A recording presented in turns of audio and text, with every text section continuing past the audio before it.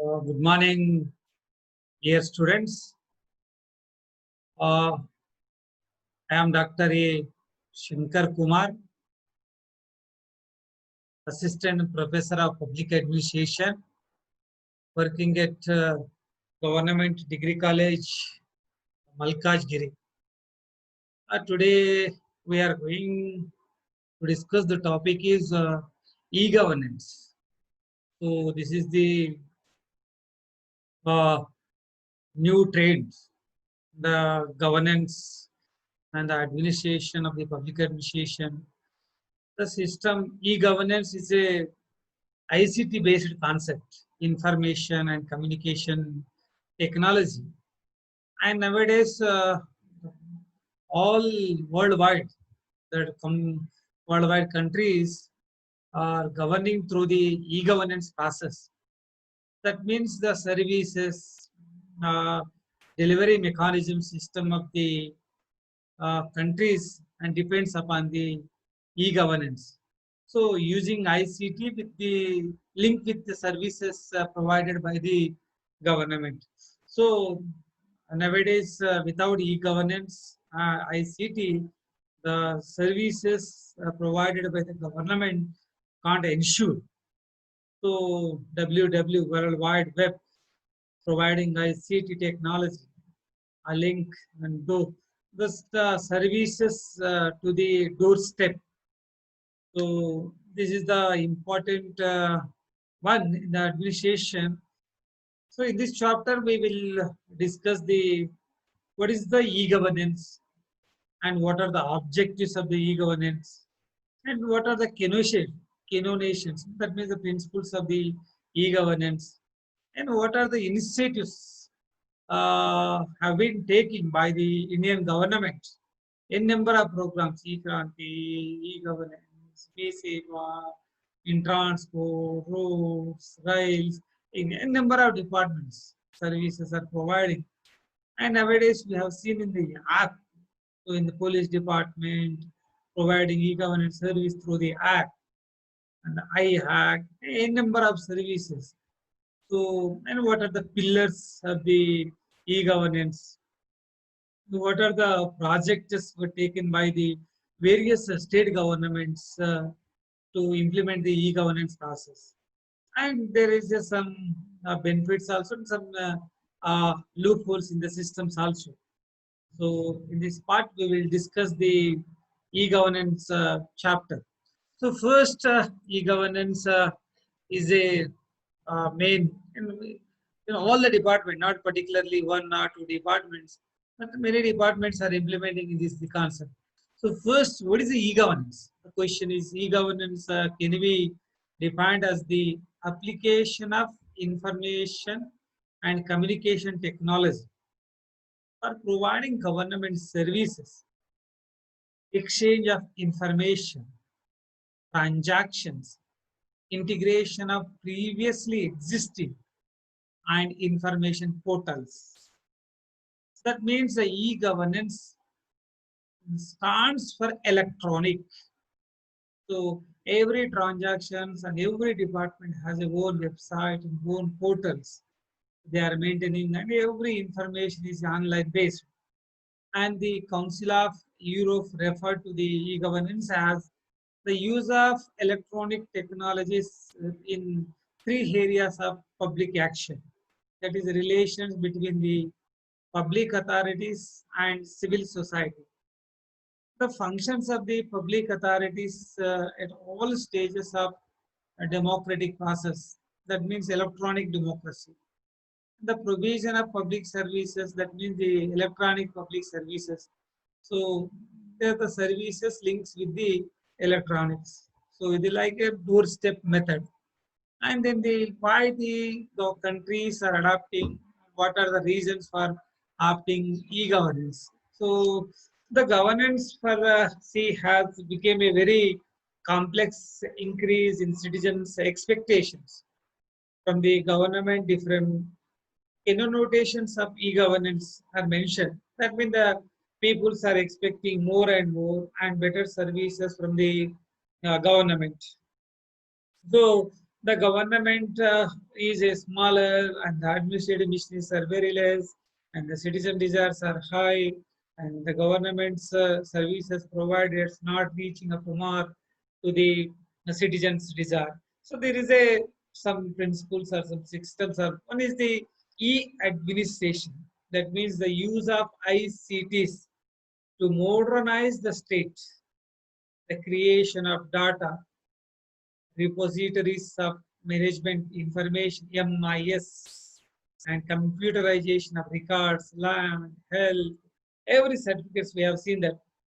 And then the government is upping a e-RP system. So every RP's records are maintained with the uh, online only. So no hard copies and no everything is on soft copies only. So if you want to complete on the government services, you can put on a phone or computer, use the internet and make a complaint. So the hard applications will not be taken out. So these are the system of e-administration. And the government is also maintaining a time-bound program that raised by the questions by the various citizens in the administrative concerns. And next point is the e-services. The, the emphasis here is to bring the state closer to the citizen. That means the state distance between the citizens and the state is decreased very much. For example, provision of online services. E-administration and e-services together constitute what is largely termed as e-government. So e-government equal is administration plus e-services. So both together form into the e-government. So nowadays we have seen that the government is very, very close to the citizens and the distance was very much reduced. And next point is e-governance. That means the use of IT, information and technology to improve the ability of governments to address the needs of society.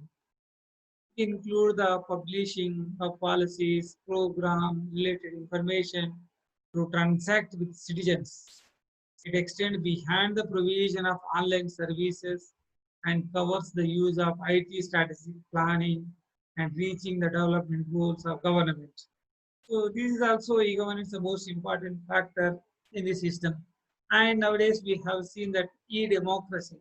So from 1977 onwards, they are using with the ICT linked with democracy.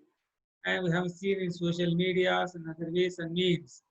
Recently we have seen in the referendum, like not a referendum, but is a positives, likes and dislikes are the action taken by the government regarding the Jammu and Kashmir and the repeal of 370 articles.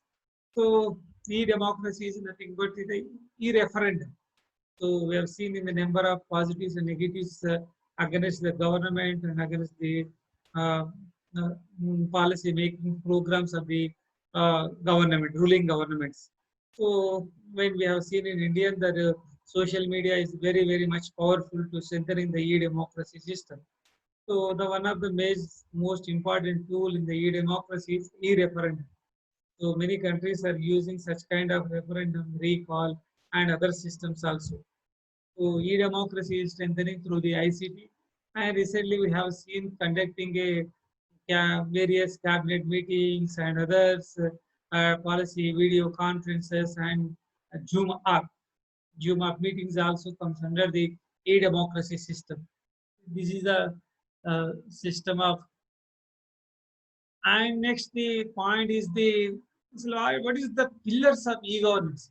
So pillars of the governance mean that is the without this pillar the democracy and e-governance can't constitute. One is the people must accept the process, and the process means the implementing authorities. And the third one is the most important factor is in technology. Technology is nothing but is not a simple technology. It is the most powerful technology with the internet connections, Wi-Fi, and these are.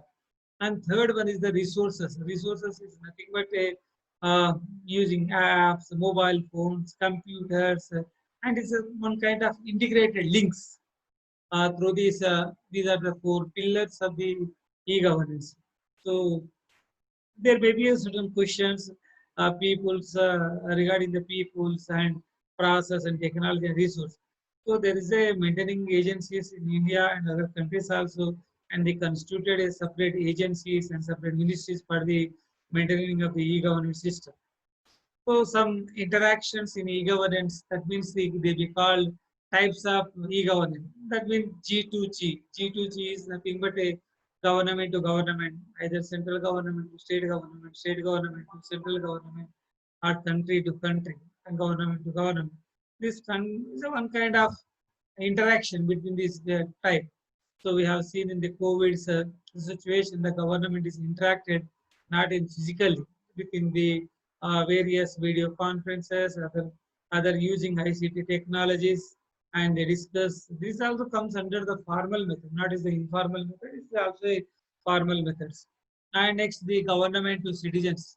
We have seen the governments are accepting various complaints than WhatsApp, Zoom, and other uh, government providing any citizens paying penalties, everything. Suppose in the recently the Telangana government has launched the iHack app, and next the citizen-centric apps.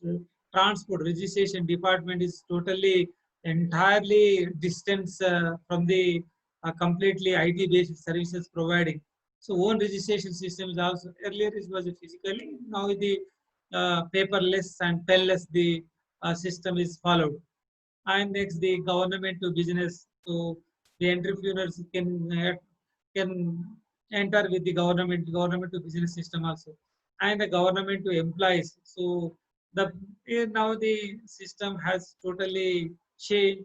The government and employees are totally using the IT based technologies.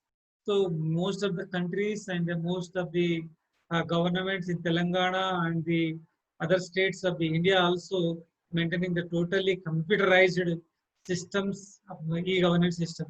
And next, the certain we can see the map, the citizens one side, and the government to government, either central government, local government, government to government. It's like one kind of and the government to business, civil societies, and NGOs. There is a link between the Center for Good Governance and various associations, civil societies, and protecting RTA acts and others.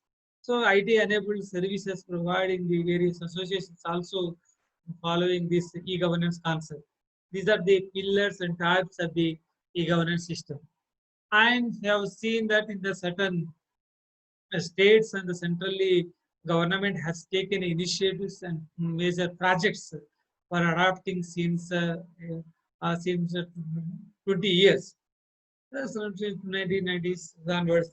So the program is like a Bhumi project, the online delivery land records. The Bhumi is the special focus on the Karnataka states. And now the Telangana government also introduced the one project like a Bhumi, one is Dharani project. Dharani is the everything. Bhumi is a self-sustained e-governance project for the computerized delivery of 20 million rural land records to 6.7 million farmers to Karnataka. So, if within 24 hours, buying and selling of lands, records, everything is updated within seconds. So there is without recording of the that means a digital, automated digital land record system. And next, the another one is the Khajini, Karnataka end-to-end automation of government treasury system. The Khajana is nothing but treasury. So government to government, e-governance initiatives of the Karnataka state government, it has been implemented mainly to eliminate systematic deficiencies in the manual treasury system and for the efficient management of the state finance. So in Telangana also we have seen the e-Kuber system. E-Kuber is providing the salaries of the government employees and automatically. There is no lapse, just entering. That means the manual work is abundantly reduced. And then the Khazana treasury system is the and that means the accounts is very clearly the how much amount is spent in the central government, state governments, and the how the programs are implementing and where was the money is going, sending, everything is will be automatically generated through the computer system. And then the Andhra Pradesh and Telangana also e-Seva and me-Seva. We have seen the e-Seva centers in Andhra Pradesh from 2000 onwards by the introduction of Chandrababu Naidu government. So designed to provide the government to citizen and e-business to citizen services. All the services are delivered online to consumer citizens by connecting them to the respective government departments and providing online information at the point of service delivery. The project has become very popular among the citizens, especially for the payment of uh, the project has become very popular for the payment of, especially for the payment of utility bills. So electricity bills, health bills, sometimes of user charges, water bills, next current power bills, these bills are, many services are linked to the e-Seva centers. So Telangana and Andhra Pradesh is the e-Seva, and now they are calling me-Seva, and so more and more power given to the PPP based public-private partnership system. So that means the people don't bother about the services, and behind the e-Sevas, and now the most of the services are utilized through the cell phones and mobile phones. Now the e-governance is converted like a mobile governance. So every services through can be accessed and can be get by the utilized by the citizen through the mobile also. Next, we have seen in this e-courts launched by the departments of the Court, Justice, Ministry of Law and Justice. The mission mode project aims at utilizing technology for improved provisions of judicial services to citizens. In these COVID situations, many high courts and district courts and Supreme Courts also conducted a video conferences and the judgments are giving. So we have seen e-court system is also followed, and all court judgment can get a copy from the internet also. So every judgments, and there is no secrecy and there is no confidential works. Everything will be open in the uh, open through the internet. This is also one type of projects by e-court system. And next one is the e-district launched by the Department of IT, Information and Technology. The MMP aims at delivery of high value citizen centric services at the district level, such as the issue of birth, death, income, caste, old age pensions, widow pension certificate is providing. So everything. So now the fingerprinting system, eye contact systems are using through this, and the technology is providing pension system. In Telangana, the mass pension system is distributing through these cases. So the governance services are totally changed, and the role of banks and others middleman system is totally uh, decreased. And what is the digital India initiatives by the, we have seen the government is organizing various digital India initiatives. What is the meaning of digital India? That is means digital link. That means everything is digital divide, digital India. It is a umbrella program to prepare India for a knowledge-based transformation. It waves together a large number of ideas and thoughts into a single, a comprehensive vision, so that each of them is seen as part of a larger goal. It has been launched by the Ministry of Electronics and Information Technology. So these are umbrella programs, and that means every program comes under this Ministry of Information and Technology. Vision areas, that is the digital infrastructure as utility to every citizen governance and services and demand digital empowerment of citizens. So now the governments many providing the internet free connections and Wi-Fi services in certain areas. The railway department also free of cost providing Wi-Fi connections, and these are the digital strengthening. So digital infrastructure, and the state governments and other government has taken a PPP based model providing low cost with the internet facilities to house to house. This is also some digital India initiatives we have seen.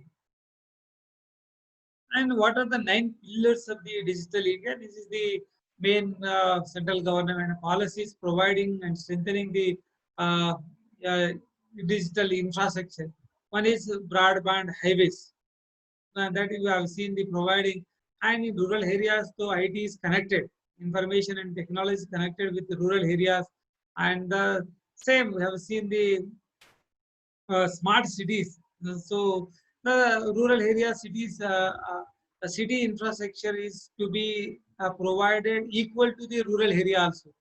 And then public internet access to program, information for everyone. So there is no cut-in to the information. Early harvest programs. So this is also universal access to phones. Next, the IT for jobs, electronic delivery of services, e-Kranti, electronic delivery of services, e-governance, reforming government through technology, and the electronic manufacturing target net zero imports. These are the 9 pillars. The central government has a prestigious programs and to strengthening the information process and the uh, providing home delivery services to the citizens. These are the pillars of. So various initiatives under the Digital India initiative. What is the MyGov? It aims to establish a link between government to citizen towards meeting the goal of good governance. It encourages citizens as well as people abroad to participate in various activities, to discuss, poll, talk, blog. Through social media, we have seen that anybody can react it. So do discuss, poll, talk, blog. This is called My Government, MyGov. MyGov is one kind of providing app. And now the system, another one is the DG Locker. So the Prime Minister Narendra Modi has taken an initiative to introduce the DG Locker. It serves as a platform to enable citizens to securely store and share their documents with service providing who can directly access them electronically. So there is no physical appearance, physical certificate. Suppose a DG Locker means that is a providing a password to the students. Otherwise, you can take your certificates through the scan and keep in the mail. And this system is old. Now the DG Locker will provide, if you can enter your phone number, the original certificate will be open through on computer screen.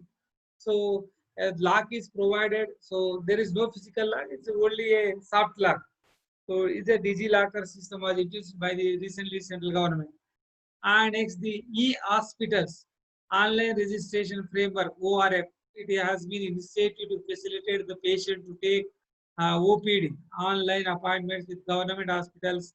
Suppose the DMC is applying for in Telangana state and some other AIMS hospitals also, and most of the private hospitals also applying, providing opportunity to apply the make an appointment on online. And nowadays the COVID transactions, in the COVID situations, the most of the private hospital they are providing one app and suggestions online through online counseling systems also. The framework also cover patients, care, laboratory services, medical record management. So everything will be provided by the government hospitals and private hospitals through the e-hospital system. And next, the providing the welfare scheme, the National Scholarships Portal. So it provides a centralized platform for application and disbursement of scholarship to students under any scholarship scheme. So the old system through the middleman system was there. Now it is not a, uh, it is outdated and the total system has changed. And the scholarship link is provided to the directly to the students and to the government. So there is no between middleman in this structure. And next is this important project is Darpan. It is an online tool that can be used to monitor and analyze the implementation of critical and high priority projects of the states. So suppose in Telangana irrigation projects and the city town planning projects, GHMC projects, these are the main important projects comes under the Darpan program.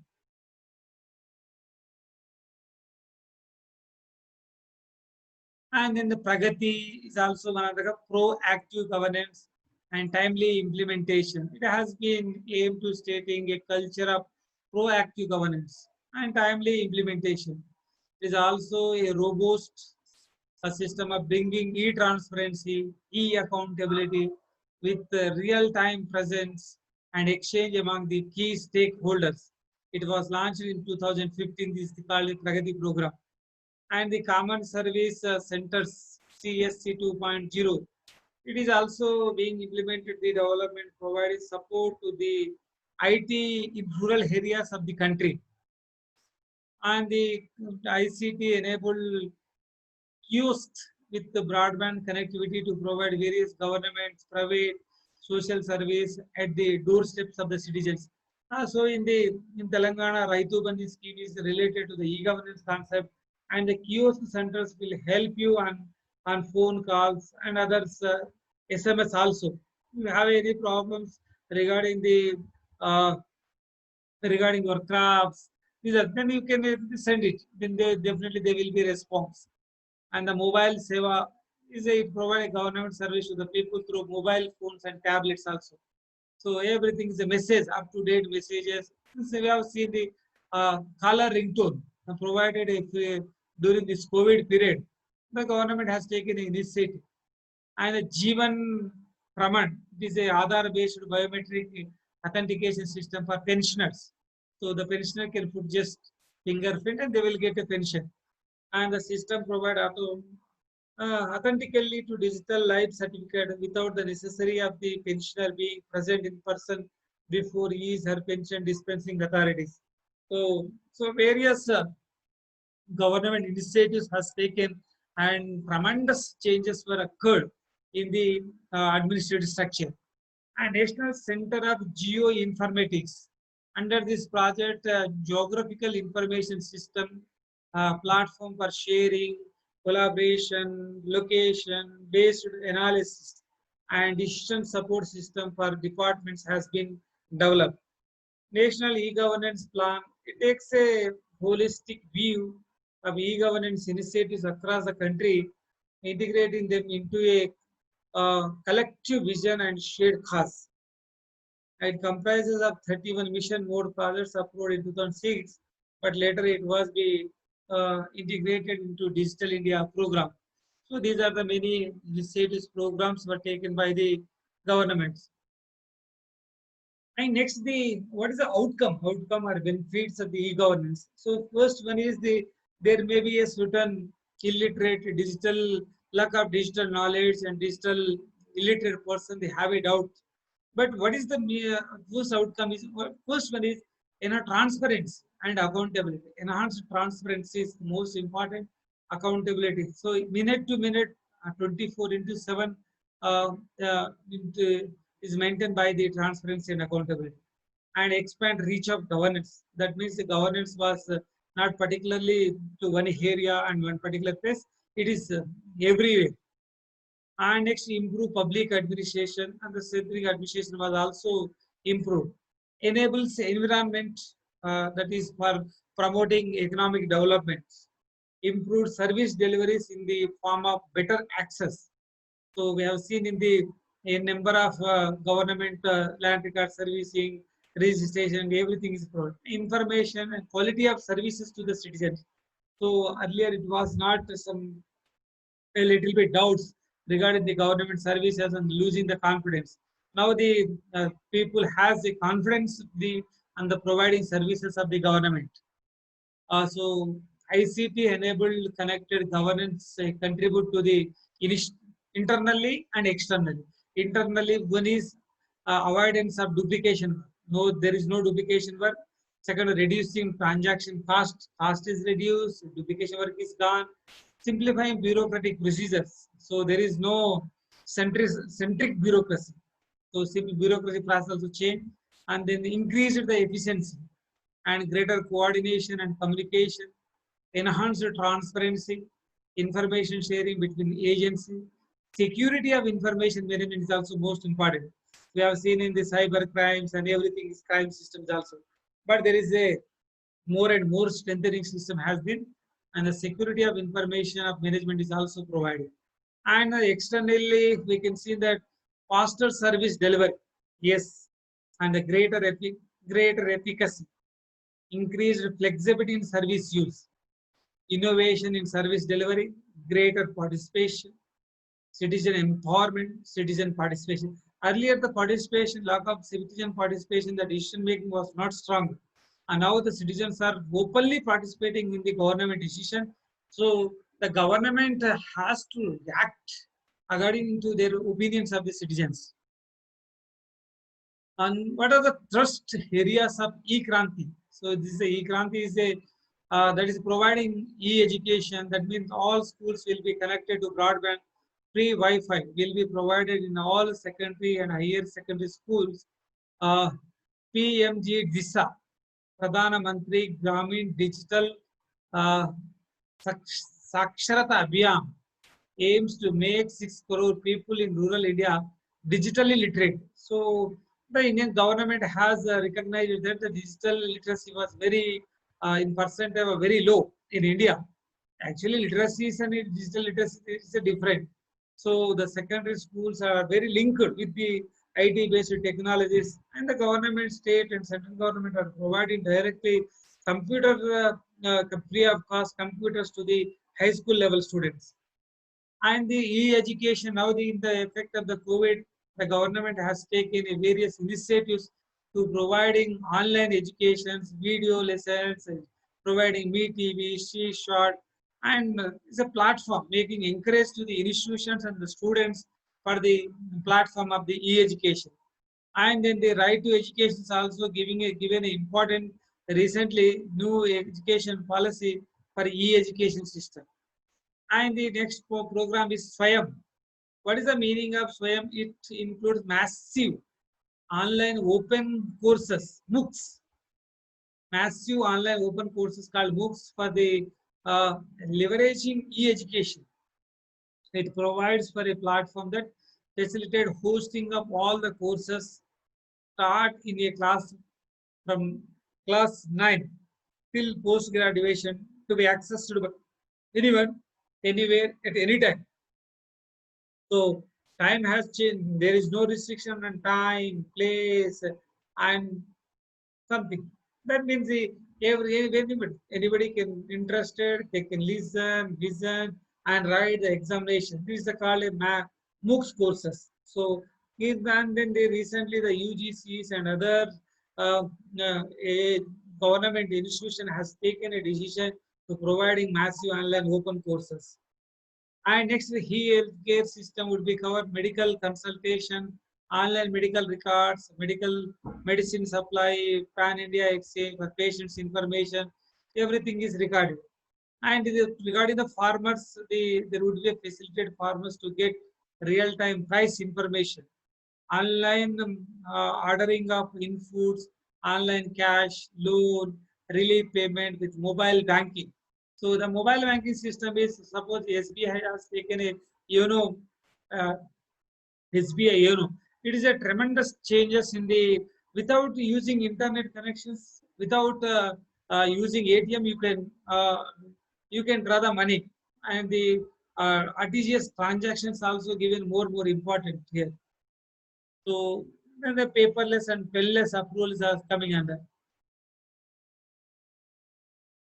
Then the security mobile-based energy services, disaster-related services would be provided to citizens on a real-time basis. So has to take a precautionary measures will in time and minimize the loss of lives and properties also.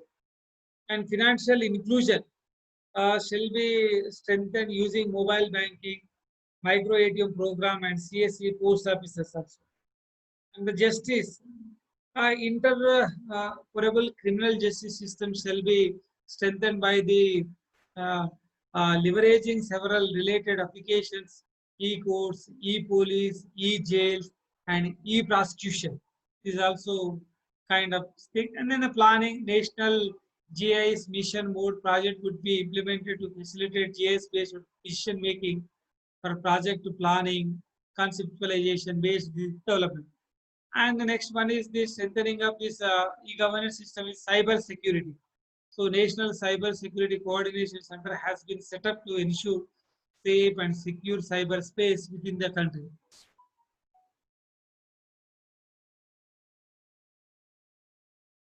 So what are the issues related to the e-governance is the one is the economy and second one is social issues and technical issues.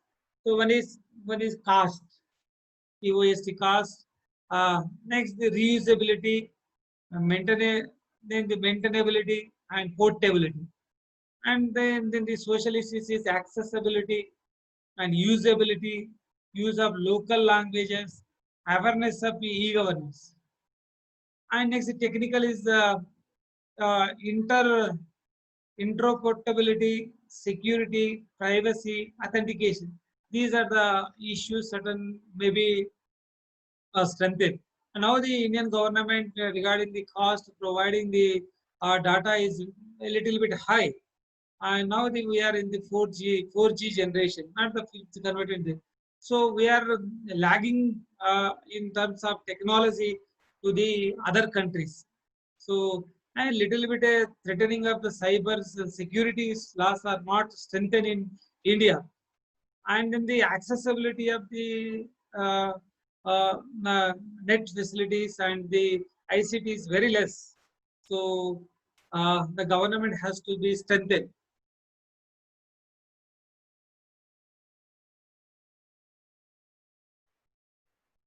And next, these are certain maybe differences. So, and what a lack of basic infrastructure facilities like electricity, internet, initiatives like BharatNet and Saubhagya are steps taken in this regard. The cost and e-governance measures are costly affairs and requires huge public expenditure in developing countries like India. The cost of project is one of the major impediments in the implementation of e-governance initiatives. And second one is the also privacy and security. The recent spark in data leak case has threatened the people's faith in governance. Therefore, the implementation of e-governance project must have security standards and protocols of safeguarding the interest of all cases of masses. And there is a little bit digital divide, the huge gap between the users and non-users of government and services. So the digital divide takes form in a rich and poor, male, female, urban, rural, etc. Strengths of the population. So the gap needs to be narrowed down. Then only the benefits of the governance would be utilized equally. So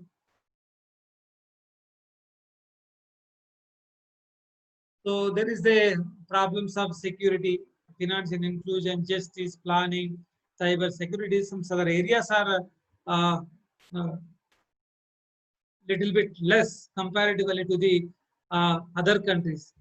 So many how the e-governance projects in India has taken a major step, but is good in nature. But a little bit variation we have seen, and the most of the rural areas government India has taken an initiative to connect with e-Grama Panchayat, e-Grama Panchayat. So every panchayat has provided a free of cost internet, and all the records of the Grama Panchayatis are linked with e-governance system. And the IT-based industries are only providing at the urban levels, and the services reaching in the rural areas are very less. So decentralizations of the IT services from urban to rural is the most important factor to success of the e-governance concept. And then the digital lack of digital literacy. So digital literacy is also most important, providing computer education to the smaller groups, those who are studying below 10th class levels at the rural areas. Suppose we have seen in the women groups, Dwakra groups and other groups, they are utilizing illiterate people, they can use a laptops, and the government has provided a laptop to the increase, strengthen of the digital infrastructures in the rural areas. So governance system is very strong. But even though these certain government employees and other institutions also not up to mark to utilizing these ICT technology connected services to the providing to the citizens. So yeah, the awareness two sides from the government side and the people side should be should be improved, and the related when and the cost of this providing services should be reduced, and the government has to provide the providing the services only on PPPs, public, private, and pass. So little bit cost, and then the government has to take an initiative of the free of cost the services. Suppose in Me Sevas and E Seva, some other services are utilizing more than the collecting the more than user charges decided by the government also. So there is a some uh, loopholes in these government sides and the middle agency sides providing better services to the people. So the citizen has the right to get the services from the government with free of cost and through the e-governance system. So India has to take and more projects and to provide first digital infrastructure, and transforming the digital infrastructure from urban to rural area is the most important, and creating a awareness digital uh, digital uh, uh, digital infrastructure in the rural areas. And uh, there is a female, actually the female literacy ratio is very low, so the digital uh, literacy ratio to the female should be increased. And the uh, when they take the private school children and the government school children, and the government school children are behind the using of the computers with compared to the private sector students. So the gap should be reduced, and the ICT and computer will be provided for the, and a smaller laptop with low cost 5,000 or below 5,000 or 8,000. They will be buy the, they can buy the without burdening their economic system.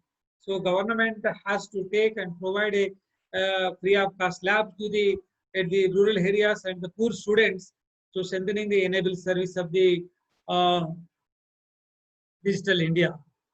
And lastly, the e-governance is the most important program initiated by the government. And now the e-governance is getting a momentum in India, but public awareness and the digital divide are important issues to be addressed. The success of e-governance measures largely depends on the availability of high-speed internet.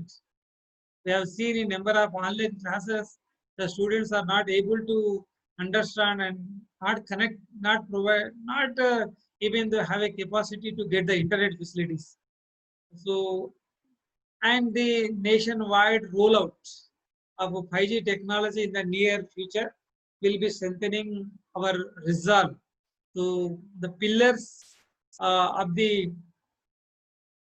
the e-governance is technology and resource should be strengthened, and the government has to take a tremendous plan to strengthen the digital infrastructure to the grassroots level. Then the uh, automatically the e-governance and the mobile governance and other services can enable citizens with low cost. Thank you very much.